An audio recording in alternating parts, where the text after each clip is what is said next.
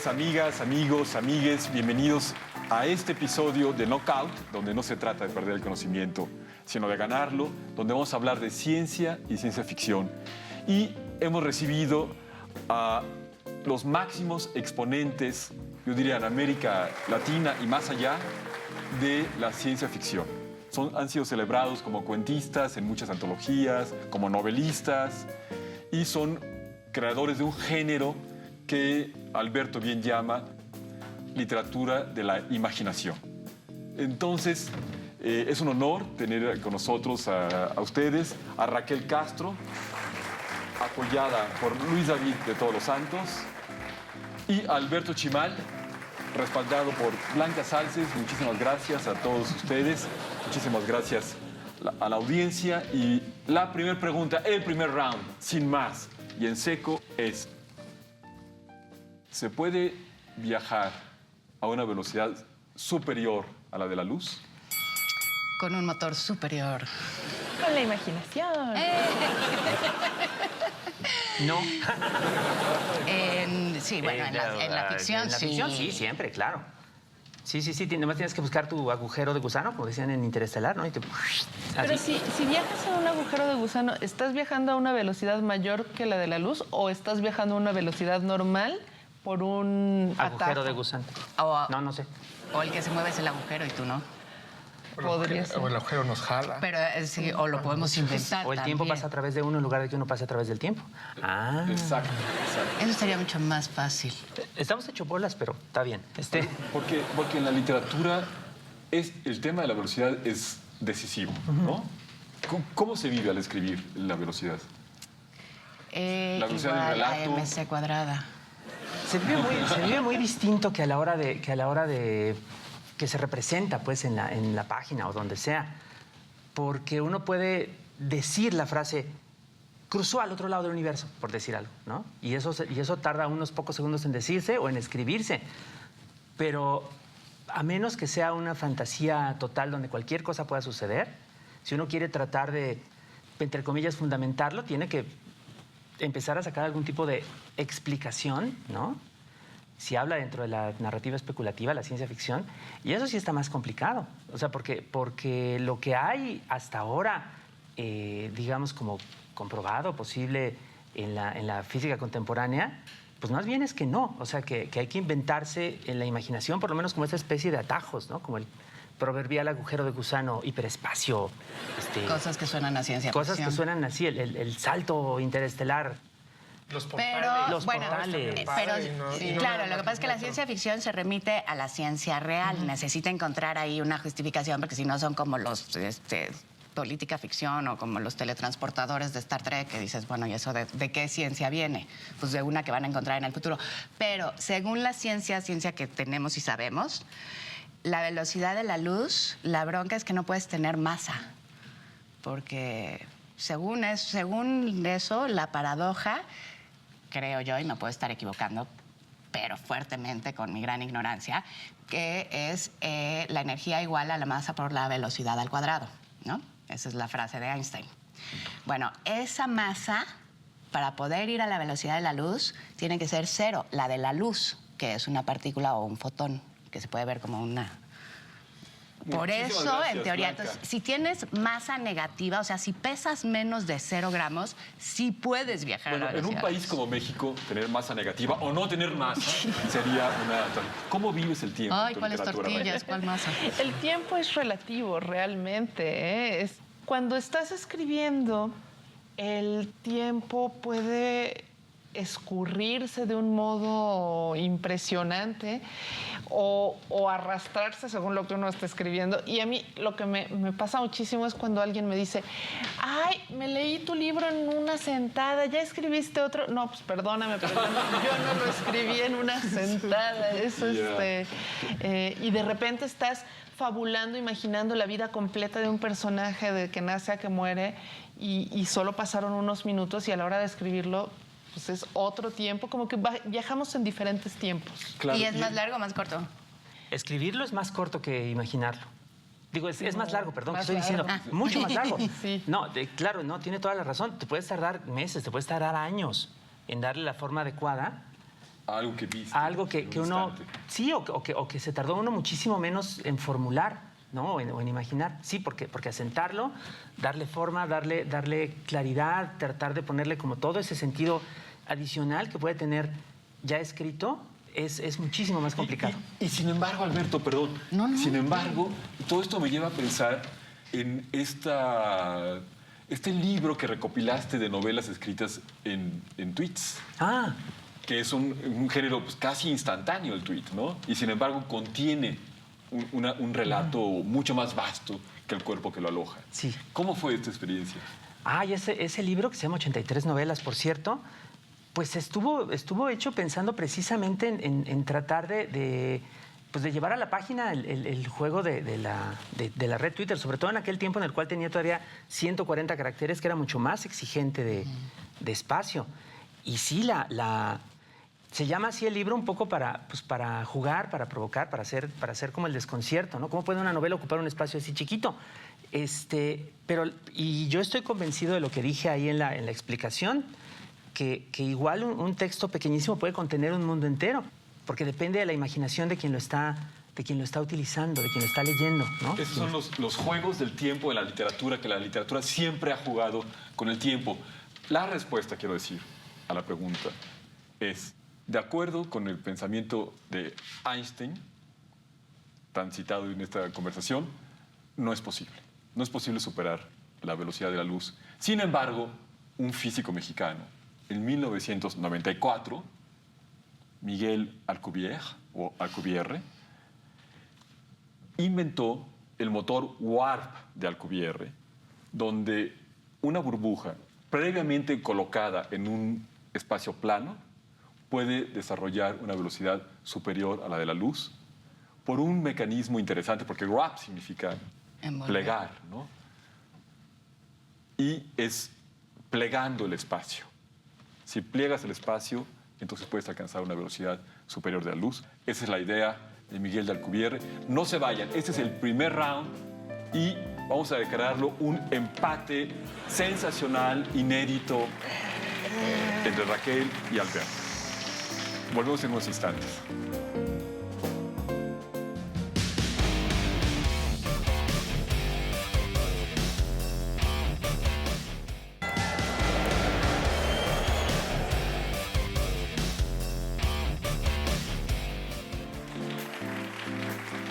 Iniciamos el segundo round de este episodio dedicado a la ciencia ficción. Muchísimas gracias. La pregunta temible es: ¿quién de ustedes nos puede explicar qué es la singularidad en términos científicos o de ciencia ficción? Una singularidad, o sea, en términos generales, porque efectivamente hay muchos usos que se le da, una singularidad es un momento en el cual un sistema complejo llega a un punto de su desarrollo, de su existencia, en el cual puede empezar a dar resultados impredecibles. Ese es como en términos generales. Pensando como en el uso más popular de singularidad, se habla, por ejemplo, de lo que podría suceder cuando una posible o presunta inteligencia artificial llegue a lograr un grado de complejidad que la vuelva efectivamente inteligente en un sentido humano y que nos vuelva además sus reacciones o sus decisiones impredecibles o incomprensibles. En la actualidad, lo que llamamos inteligencia artificial es muy limitado. Tiene la inteligencia de un microbio, pues de un insecto. Dice ciertas cosas y Siri te responde o te responde algo impertinente, y eso es todo lo que puede hacer. Simula como ciertas respuestas preprogramadas, limitadas a partir de un algoritmo. O sea, ¿es la excepción que rompe la regla? Constantemente esas inteligencias se encuentran con excepciones que están más allá de lo que puede responder de manera comprensible, pero una de estas sería totalmente su propia conciencia y no podríamos entender cómo hace, cómo toma sus decisiones, porque ya tendría una complejidad tal que podría rivalizar con la nuestra. Y viene el día del juicio final. Y entonces avienta Es- todas las bombas.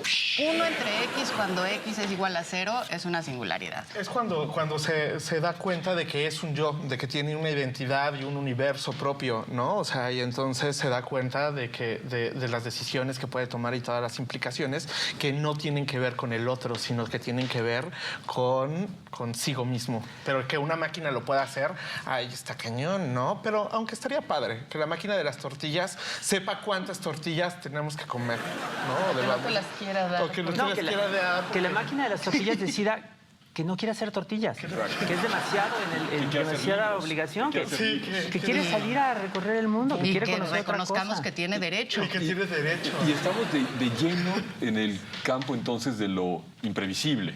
Sí. De lo imprevisible. ¿Tú te has enfrentado, Raquel, a lo imprevisible? ¿A lo imprevisto? Sí, con más frecuencia de la que me gusta porque soy muy controladora. Cuando haces un plan para llegar a algún lugar en determinado tiempo y de repente está todo cerrado por manifestaciones.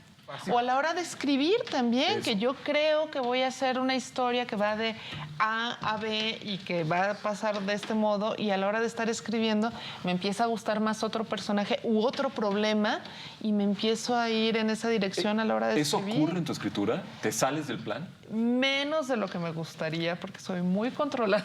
O sea, ¿te gustaría que ocurriera con Y más se ponen frecuencia? celosos los personajes. Que te gane. Que tuvieras una propia, ¿no? Y que te No, dijeran, yo no quiero eso. No, que No, es que se no es así. disciplinen esos personajes.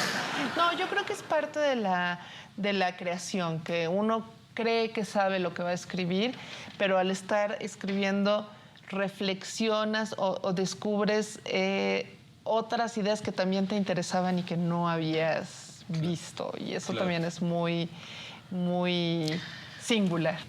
Y en tu caso, Alberto, Yo creo que eso que dice Raquel es algo inevitable, porque la idea que en realidad tenemos para escribir algo, para contar una historia, para lo que sea, pues de ninguna manera es el texto terminado, no es que baje la música y nos diga, ¿no? Y le tengamos que escuchar y lo transcribimos nada más.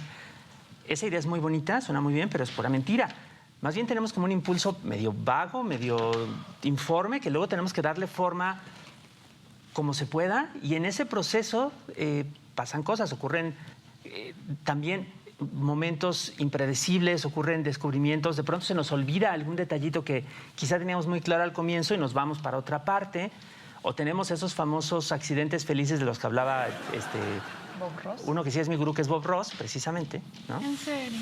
Sí, es una maravilla, tiene toda la razón. Cuando se equivocaba y tiraba un pincelazo así mal puesto y dice, esto es un accidente feliz, voy a poner aquí un arbolito. Así es. De pronto hay que aprovechar como esos momentos en los cuales el sistema que es nuestro proceso mental se vuelve tan complejo que nosotros mismos no acabamos de poder seguirlo, nuestra conciencia que lo observa, y entonces pasan cosas imprevistas. Hay que aprovecharlas cuando se puede y hay que hacer con ellas algo que pueda potenciar, Consistente, mejorar, ¿no? Y que sea claro, lógicamente consistente. y que pueda elevar de alguna manera lo que estamos haciendo. Pero entonces estás diciendo que lo impredecible es inevitable. Sí, eso estoy diciendo. Muy duro para un controlador, ¿no? ¿Tú qué crees?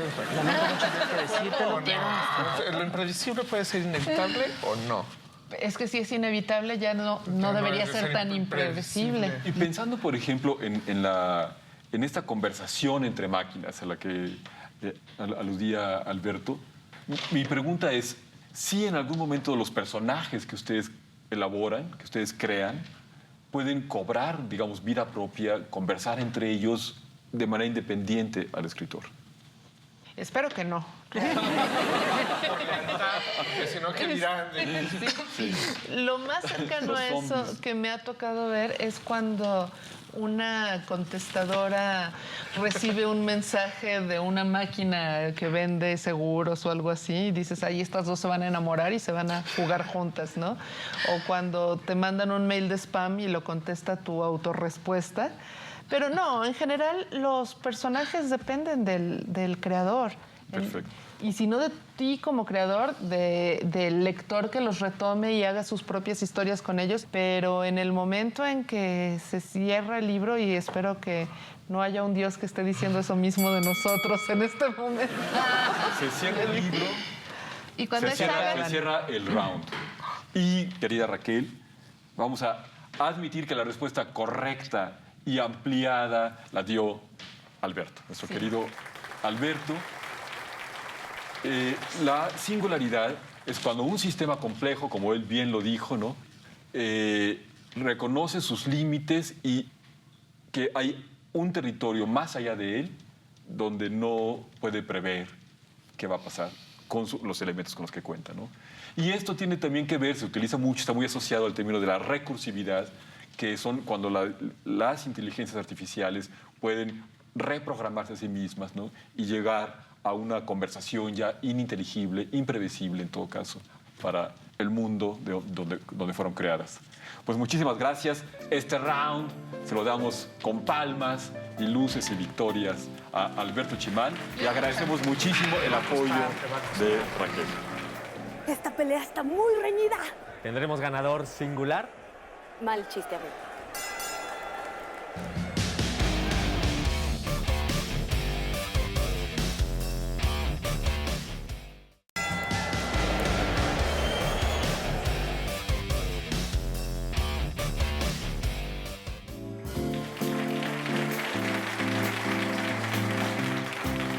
Tercer round, ¿ciencia o ciencia ficción? La pregunta es, querida Raquel, querido Alberto, ¿viajar en el tiempo es ciencia o ciencia ficción?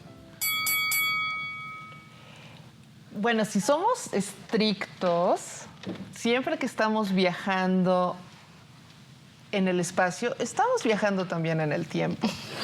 No se queda detenido mientras vamos de un lugar a otro. Entonces, es sentido común. De hecho, para el caso tampoco se queda detenido cuando estamos detenidos nosotros. Ahorita estamos viajando en el tiempo a una velocidad de 1 segundo por segundo. El concepto de viajar en el tiempo como, digamos, como elemento de la ciencia ficción es parecido a la noción de trasladarse más rápido que la luz por algún medio científico, mágico o del tipo que sea, porque implica que uno va instantáneamente de una época determinada a otra época determinada, como si se saltara uno los años intermedios, ¿no? Y además implica un poco la idea de que el tiempo se trata como una especie de dimensión del espacio, que no lo es enteramente. Entonces, esa es la idea de la máquina del tiempo de Wells, ¿no? Que hay una forma, que no se explica nunca, por supuesto, de transponer como esa limitación y hacer esa especie de desplazamiento que el lenguaje puede enunciar, pero que es muy, muy complicado de figurárselo de otra manera. Raquel, ¿tú has tenido esta curiosidad intensa o este deseo de trasladarte en el tiempo hacia un futuro o al pasado? Yo creo que todos en algún momento tenemos esta fantasía, ¿no? De cambiar algo que hicimos mal, tomar una decisión distinta o ver qué va a pasar, en qué momento ya vamos a poder dejar de usar cubrebocas, qué sé yo, ¿no? O tener curiosidad de ver cómo fueron las cosas en un momento dado, ¿no? De la historia. Ajá, pero como mujer viajar al pasado puede ser muy peligroso.